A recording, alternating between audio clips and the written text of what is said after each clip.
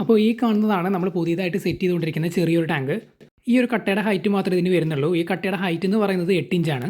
പിന്നെ ഇതിൻ്റെ ലെങ്ത്ത് ഏകദേശം 7 അടി വരുന്നുണ്ട്. അതുപോലെ തന്നെ ഇതിൻ്റെ വീതി 4 അടിക്ക് താഴെ വരുന്നുണ്ട്.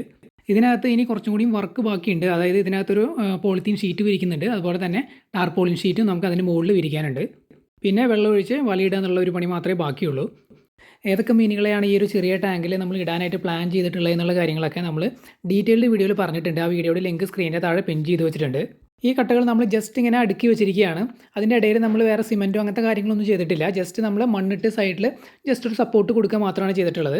ഈ ഒരു ടാങ്ക് നമ്മൾ സേഫ് ആയിട്ടുള്ള ഒരു സ്ഥലത്താണ് ഇപ്പോൾ സെറ്റ് ചെയ്തിട്ടുള്ളത്. വീടിൻ്റെ ആ ഒരു ആംഗിൾ ഭാഗത്താണ് നമ്മൾ ക്രിയേറ്റ് ചെയ്തിട്ടുള്ളത്. അതുകൊണ്ട് ഏതെങ്കിലും കാരണവശാൽ ഈ കട്ടകൾ മറിഞ്ഞു വീഴുക അത്തരം പ്രശ്നങ്ങളൊന്നും ഉണ്ടാകാനുള്ള സാധ്യത ഇവിടെയില്ല. പിന്നെ ഈ ടാങ്കിൻ്റെ ഹൈറ്റ് എന്ന് പറയുന്നത് 8 ഇഞ്ചാണ്. 8 ഇഞ്ച് ഹൈറ്റിലൊന്നും നമ്മൾ വെള്ളം നിറയ്ക്കുമ്പോൾ ഒരിക്കലും ആ വെള്ളത്തിൻ്റെ പ്രഷർ കൊണ്ട് ഈ കട്ടകൾ മറിഞ്ഞു വീഴില്ല. സപ്പോർട്ടിന് വേണ്ടിയാണ് നമ്മൾ പുറത്ത് മണ്ണിട്ടിട്ടുള്ളത്.